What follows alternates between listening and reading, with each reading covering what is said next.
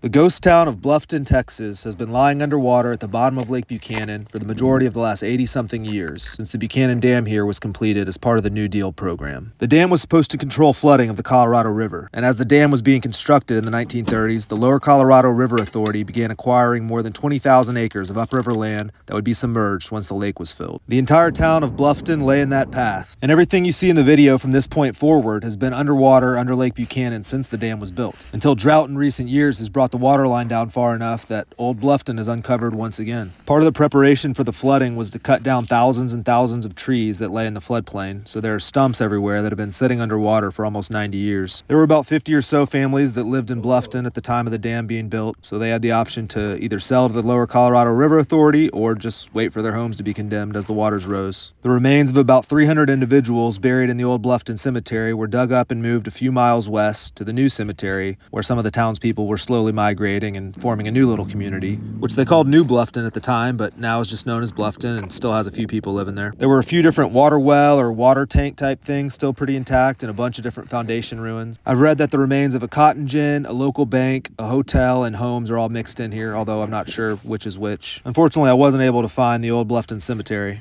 It's been interesting to learn how common these ghost towns are at the bottom of our Texas lakes. So maybe pour one out for the good folks of Bluffton when you're out on the boat this summer.